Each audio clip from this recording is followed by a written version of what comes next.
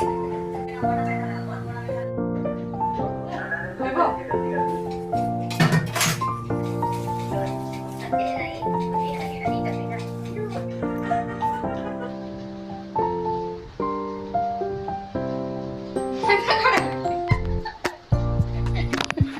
यार रोमियो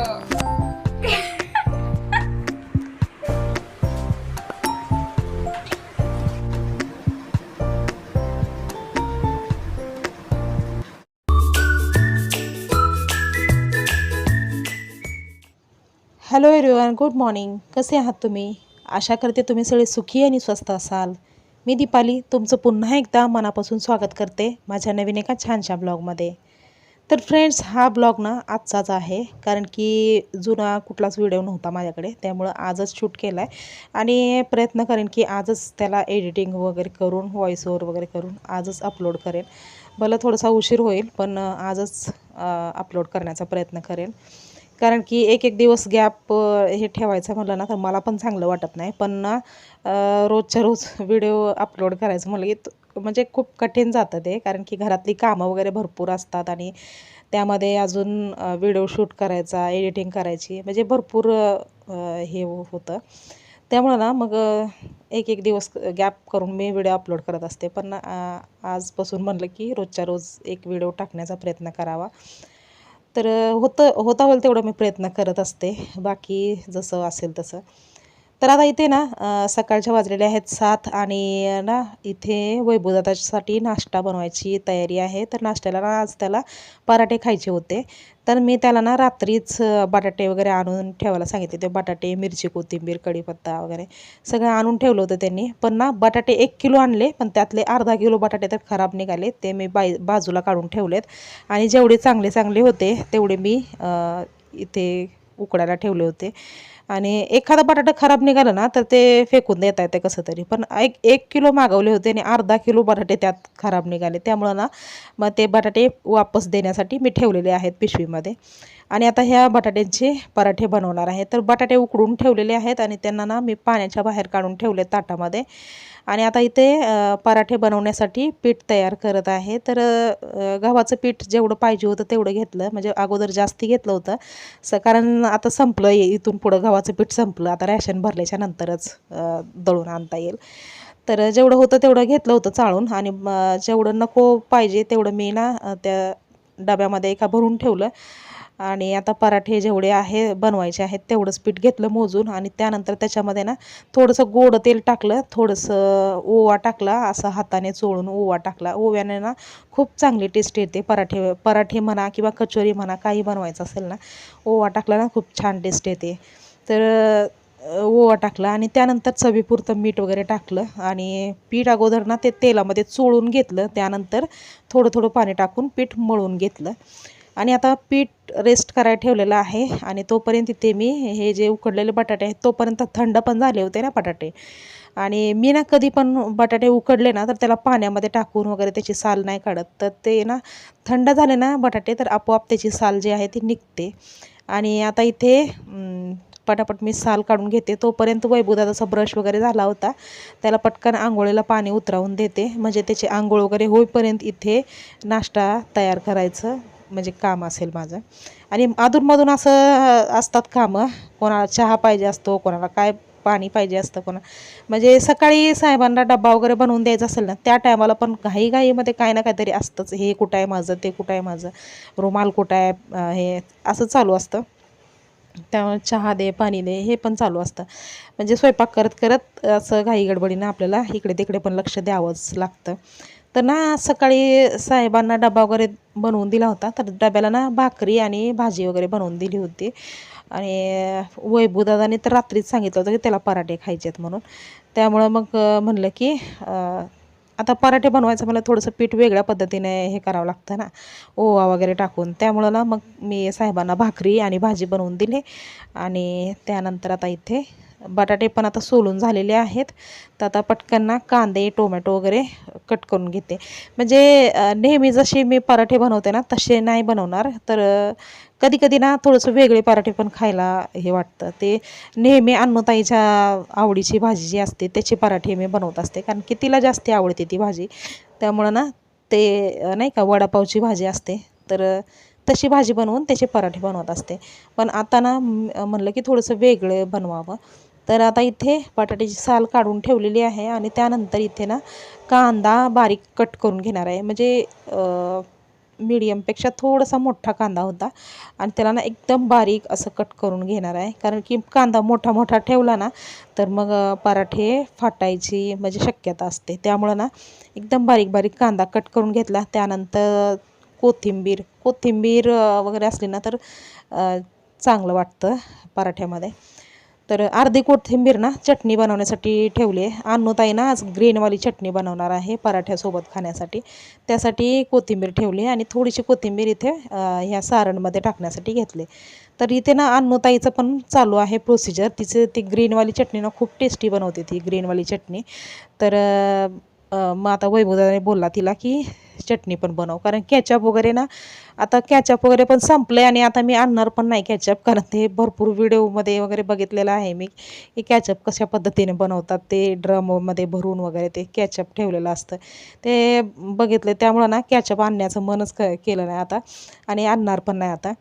तर आता इथे ना स्मॅश केलेल्या बटाट्यामध्ये बारीक चिरलेला कांदा, कोथिंबीर आणि त्यानंतर पावडरचे जेवढे काही पावडरचे मसाले होते तेवढे टाकले मी. म्हणजे धना पावडर, जिरा पावडर, थोडीशी ना ती काळी मिरीची पावडर पण टाकली थोडीशी आणि त्यानंतर लाल तिखट टाकलं, चवीपुरतं मीठ टाकलं, थोडासा गरम मसाला टाकला आणि हे सगळं ना व्यवस्थित असं मिक्स करून घेणार आहे हाताने. आणि ना व्यवस्थित असं एक जीव झालं ना ते, तर त्याला ना गोळे बनवून घेते मी. कारण की गोळे बनवून ठेवलं ना तर ते सोपं जातं पराठे बनवायला पटापट. म्हणजे आपले हात पण घाण होत नाहीत आणि पटापट एक एक लाडू असा उचलून त्या ह्याच्यामध्ये ठेवायचा पिठामध्ये आणि त्याला लॉक करायचं. असं म्हणजे ना हात पण खराब होत नाहीत आणि पटापट पराठे बनवायलाही होतं. नंतर आपले हात जर खराब झाले ना मग ते पराठे बनवायचं म्हणलं की थोडंसं हे होतं ना, अवघड होतं. त्यामुळे मी अशा पद्धतीने लाडू बनवून ठेवले आणि तेवढ्याच मापचे इथे पीठ पण घ्यायचं तेवढ्याच मापचं आणि लाडू पण तेवढ्याच मापचं घ्यायचं. लाडू म्हणजे हे सारण जे आहे ना त्याचे गोल गोल लाडू बनवून ठेवलेत मी. तर आता ते आणि ते सेम घेतलं ना मग पराठे जे आहेत ते भरभरून आणि छान होतात. नाहीतर म्हणजे सारण कमी वगैरे असलं ना तर ते पराठे खायला नको वाटतात. पण मी काय करते, थोडंसं जाडं पण झालं तर चालतील पराठे, पण ना सारण कमी नाही भरणार त्यामध्ये, एकदम भरभरून असं भरणार. म्हणजे पराठा खाण्याच्या ह्याच्यात ना म्हणजे कशाचीच गरज नाही पाहिजे पराठा खाताना. म्हणजे चटणीची पण नको, कुठल्या भाजीची पण गरज नको. असं म्हणजे भाजी आता ह्याच्यामध्ये बटाट्याची भाजी जर फुल भरून ठेवली ना तर खूप छान लागतात पराठे. तर आता इथे एक एक करून पराठे बनवून घेते. तोपर्यंत वैभवदादाची तयारी पण चालू आहे आणि सकाळी सकाळी म्हणलं तर सगळ्यांच्या पाठीमागे घाई गडबड असते आणि एकदम फास्टमध्ये कामं करावी लागतात. आणि त्यामध्ये ना मी व्हिडिओ पण इथे फास्ट केलेला आहे, कारण की असं स्लो जर ठेवला ना व्हिडिओ तर मग खूप मोठा होईल व्हिडिओ. त्यामुळं ना मी एकदम स्पीडमध्ये व्हिडिओ इथे ठेवलेला आहे. तर जसं पोळ्या वगैरे बनवतो तशाच पद्धतीने इथे हे पराठे मी बनवून घेत होते. आणि जेव्हा आपण ते हे जे लाडू आणि पीठ जे आपण जेव्हा एकत्र करून लॉक करतो ना तेव्हा त्याला ना असं हाताने टॅप करायचं आणि असं हाताने टॅप केलं ना तर मग ते ना जे त्यातलं सारण आहे ना ते सगळं असं व्यवस्थित पसरतं इकडे तिकडं. त्यामुळं म्हणजे कुठं फाटत वगैरे नाही पराठा आणि छान होतो. तर आता इथे ना सकाळी सकाळी भाजी चपाती वगैरे खायची म्हणली तर पोरं कंटाळल्यासारखी करतात. आणि आता भरपूर दिवस झालं मी आलूचे पराठे बनवले नव्हते. आलू पराठा आम्हा तिघांचा तर खूप फेवरेट आहे. फक्त साहेब खात नाहीत आलू पराठा, बाकी आम्ही तिघंजणं खूप आवडीने खातो. आणि त्यामुळं ना मग म्हणलं आज बनवूनच टाकावं आलू पराठा. आणि तोपर्यंत तिथे ना अन्नूताईने ग्रीनवाली चटणी पण बनवली होती. थोडीशीच बनवली होती पण खूप टेस्टी झाली होती ती चटणी. आणि ना आलू पराठे तर टेस्टी झालेच होते आणि त्यामध्ये ग्रीनवाली चटणीने तर अजूनच म्हणजे भारी लागत होतं ते. तर मी नंतर नाश्ता केला. आत्ता मी सध्या नाश्ता केलेला नव्हता, पण नंतर जेव्हा मी टेस्ट केलं ना खूप भारी लागत होते. तर आता इथे ना वैभवदादाची आंघोळ वगैरे झालेली आहे आणि तो तयार होऊन बाहेर बसलेला आहे हॉलमध्ये. तर आता त्याला ना प्लेट हे करून देते त्याला, म्हणजे ग्रीनवाली चटणी आणि पराठा. तर त्याला ना डब्याला पण पराठेच पाहिजे होते, त्यामुळं नंतर मी बोलले की त्याला भाजी चपाती देऊ का. उसळची भाजी पण बनवलेली होती, तर म्हणलं की चपाती बनवून देऊ का. तर तो बोलला की नको, मला पराठेच दे डब्याला पण. तर एक एक दिवशी ना मुलांना असं वाटतं ना की हे खायचं तर तेच खायचं दिवसभर असं वाटतं ना. तर ते तसं झालं होतं त्याला. कालपासून त्याने सांगत होता की पराठे बनव म्हणून.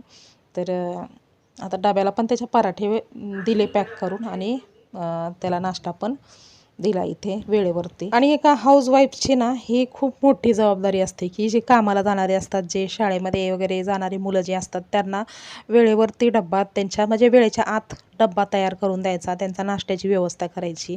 झालं तर त्यांचे कपड्यांची व्यवस्था करायची, कपडे कुठले घालायचे, कुठले हे करून ठेवायचे, हे सगळं म्हणजे एक हाऊसवाईफच्या पाठीमागे ना भरपूर जबाबदाऱ्या असतात. पण ज्या घरामध्ये ना हाऊसवाईफ असते ना, त्या घराला ना घर पण येतं. म्हणजे ना प्रत्येकाची काळजी घेणं, प्रत्येकाची सोय करणं, हे सगळं हाऊसवाईफ बघत असते. त्यामुळे ना कोणालाच काही टेन्शन नसतं. सगळं घर जे आहे ते एक प्रकारे सुखी असल्यासारखे असतं.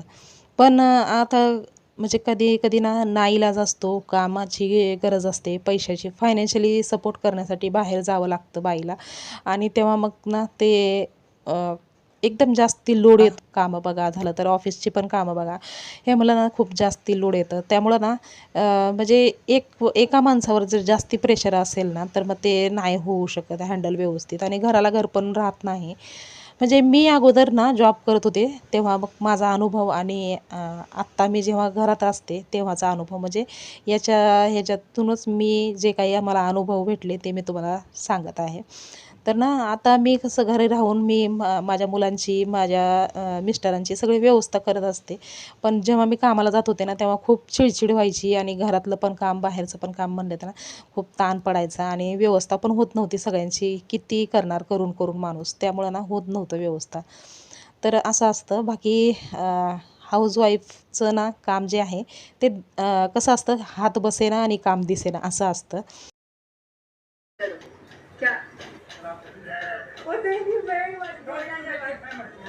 हां, चल उशीर झाला. Bye bye. हां बाय. असू दे असू दे. तर फ्रेंड्स, आता इथे दुसरी जबाबदारी पण माझी संपली. म्हणजे मेन महत्त्वाच्या 2 जबाबदाऱ्या असतात. एक साहेबांचा डब्बा वेळेवरती करून देणं आणि दुसरी वैभवदादाला वेळेवरती शाळेत पाठवणं. हे जबाबदारी पूर्ण झाली व्यवस्थित. आणि त्यानंतर मग माझी दिवसभराची छोटी छोटी कामं जी असतात, म्हणजे थोडी थोडीच असतात कामं, पण अर्धा दिवस तर कसा निघून जातो ते पण कळत नाही. तर आता इथे ना पराठे वगैरे बनवलं होतं, तर त्याचे जे काही भांडे होते ते मी घासून घेते. कारण सकाळी जेव्हा साहेबांचा डबा बनवून दिला होता ना, तेव्हा एकदा भांडे घासले होते आणि किचन पूर्ण स्वच्छ करून ठेवलं होतं. पण त्यानंतर मग आता पराठे बनवण्यासाठी बघा इथे किती पसारा झालेला आहे. म्हणजे काही बनवायचं असलं ना, तर हे भांडे वगैरे जास्ती म्हणजे पसारा होतो. आणि ना मला मेन तर ना भांडे घासायचा खूप कंटाळा येतो. एखाद्या वेळेस ना मला कपडे धुवायचं म्हटलं ना कंटाळा येणार नाही, पण ना भांडे घासायचा मला काय माहिती भरपूर कंटाळा येतो मला भांडे घासायचा. आणि त्यामुळं ना मग मी थोडी थोडी भांडी असतील तर मी घासत असते.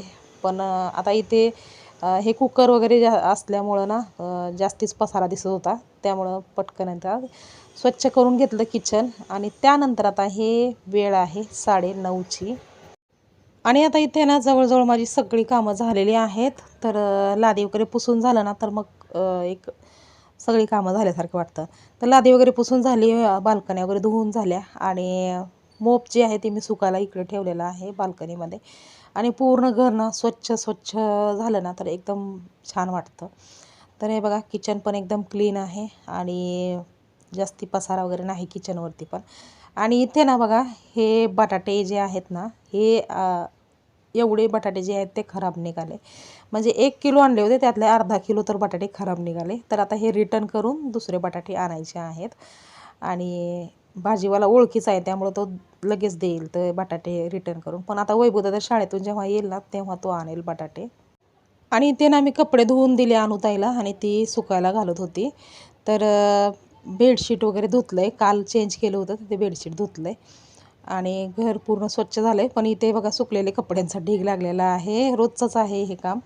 आणि त्याचसोबत ती रजाई जी आहे ती मी धुतली होती ना काल, तर फॅनच्या हवेखाली व्यवस्थित अशी सुकली रजाई पण. आणि अन्नूताईचं तिचा चालू असतं अभ्यास आणि अधूनमधून ती मला मदत पण करत असते.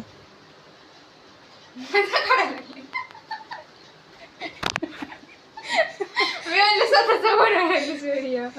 हे यार रोमिओ.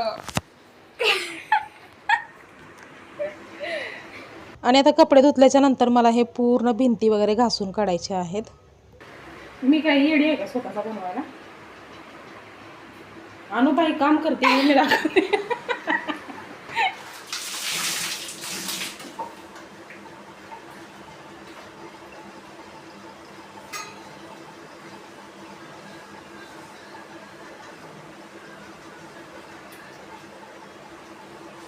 आणि मी ना कधी व्हिडिओ बनवते आणि कधी बंद असतो व्हिडिओ, हे ना मी कळू देत नाहीत कुणालाच.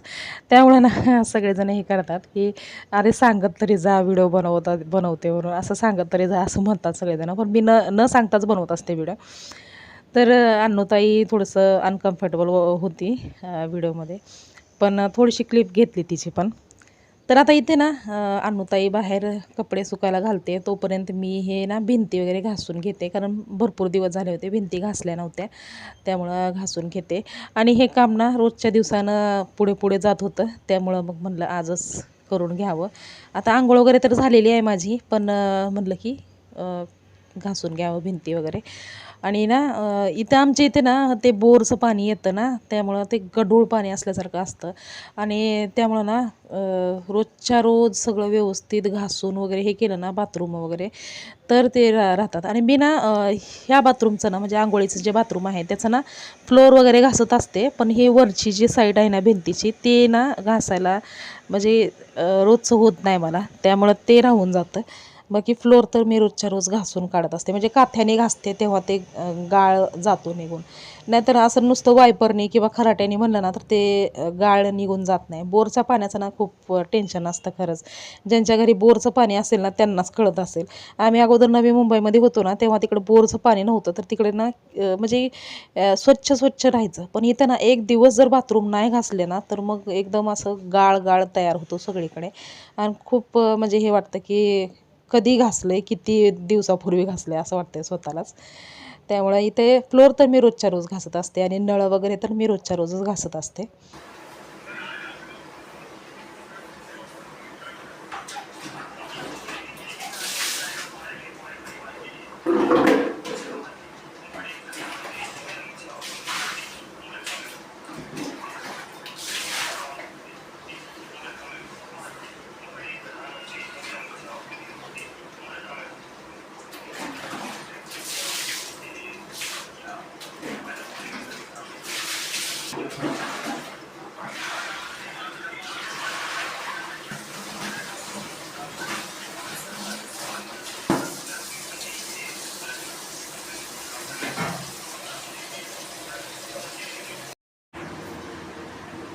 आणि त्यानंतर ना आता घरातली सगळी कामं झाली होती आणि मग माझ्या लक्षात आलं की रॅशन आता भरायचंच आहे, जवळच आली 1 तारीख. तर ना लिस्ट बनवून ठेवावी रॅशनची, कारण की एकदम काही गडबडीनं जर हे करायचं म्हणलं ना रॅशन, तर एखादं दुसरं कुठलं तरी काहीतरी सामान राहून जातं आणि त्यामुळं महिनाभर नंतर हे होतं. तर गेल्या महिन्यात ना साहेब गेले होते रॅशन भरायला आणि त्यांनी ना चहापत्ती आणि मीठ आणायचं विसरले होते. तर त्यामुळं ना भरपूर 1 महिनाभर ना हे झालं, एकदम परेशानी झाली. त्यामुळं ना मग मी आता म्हणलं की अगोदरच लिस्ट करून ठेवलेली बरी, नाहीतर एखादी वस्तू जर राहिली तर पुन्हा अजून टेन्शन राहतं. तर आता लिस्ट बनवत होते सगळं आठवण करून करून. आणि अगोदर ना मी डब्यामध्ये काय काय आहे, किती आहे, हे सगळं काय उरलं आहे का, हे सगळं चेक करत असते. आणि त्यानंतर मग लिस्ट बनवत असते काय काय आणायचं आहे आणि किती प्रमाणात आणायचं आहे ते, म्हणजे ज्यामुळे अंदाज आपल्याला हे होतो की म्हणजे सामान वेस्ट जाऊ नये. नाहीतर काहीतरी हे म्हणा, उसळ म्हणा किंवा काय डाळी म्हणा, हे जर एक्स्ट्रा आणलं ना तर खराब वगैरे होण्याची शक्यता असते ना, आणि आपल्याला उगाच हे, तर त्यामुळं ना आपलं जे काही सामान आहे शिल्लक त्याच्या ह्याच्यानी मी लिस्ट बनवत असते की एखादं सामान जर असेल शिल्लक तर ते सामान ना कमी घ्यायचं, कमी क्वांटिटीमध्ये घ्यायचं, असं चालू असतं माझं. म्हणजे साबणं वगैरे जर असतील एक्स्ट्रा तर मग ते साबणं थोडीशी कमी घ्यायची असं होतं. तर मी इथे लिस्ट वगैरे बनवत होते आणि इथे बघा साईडला 2 ड्रेस पीस इथे ठेवलेले आहेत. तर मी ना ऑनलाईन मागवले होते 2 ड्रेस पीस. तर आत्ता याचं ना कटिंग वगैरे करून ठेवेन आणि जर झालं शक्य तर आज शिवेन, नाही तर ना नाही शिवणार असं. म्हणजे अगोदर जे म्हणजे दुपारच्या टायमाला ना काही कामं नसतात जास्ती, तर त्या टायमाला ना आपले एक्स्ट्रा वगैरे कामं आपण करू शकतो. तर हे बघा ही लिस्ट आहे माझी आणि मी जास्ती असं लांब एकदम लिस्ट करत नसते. पण तिथे गेल्याच्या नंतर मग एक्स्ट्रा सामान तर होतंच थोडंफार का होईना. जे आपलं लिहिलेलं असतं लिस्टमध्ये ते तर घेणारच, पण त्याच्यावरती अजून एक्स्ट्रा थोडंफार का होईना होतंच सामान. तर फ्रेंड्स अशा प्रकारचे हा व्हिडिओ होता माझा सकाळच्या 10 वाजेपर्यंतचा. आणि त्यानंतर ना लगेच मी व्हिडिओ एडिट करून व्हॉईस ओव्हर वगैरे करून अपलोड करणार आहे. तर आजचा हा व्हिडिओ तुम्हाला कसा वाटला हे कॉमेंट करून सांगायला विसरू नका. आणि तुम्हाला जर माझे व्हिडिओ आवडत असतील तर तुमच्या फ्रेंड सर्कलमध्ये किंवा रिलेटिव्हमध्ये माझे व्हिडिओ शेअर करा, जेणेकरून माझ्या चॅनलला खूप मदत होईल. आणि फ्रेंड्स जर व्हिडिओ आवडला असेल तर लाईक पण करायला विसरू नका. व्हिडिओ लाईक करा, सबस्क्राईब करा आणि हो व्हिडिओला कमेंट करायला पण विसरू नका. छान छान कमेंट करत राहा, जेणेकरून माझं म्हणजे प्रोत्साहन वाढत राहील आणि व्हिडिओ बनवण्याची म्हणजे जी इच्छा असते. कधी-कधी नको वाटतं व्हिडिओ बनवायला, पण तुमचे छान-छान कॉमेंट ऐकले ना किंवा वाचले ना तर खूप छान वाटतं आणि पुन्हा प्रोत्साहन भेटतं नवीन व्हिडिओ बनवण्यासाठी. त्यामुळे छान-छान कमेंट करा आणि आता लवकरच आपण भेटूया नवीन एका छानशा ब्लॉगमध्ये. तोपर्यंत स्वस्त राहा आणि मस्त राहा. बाय.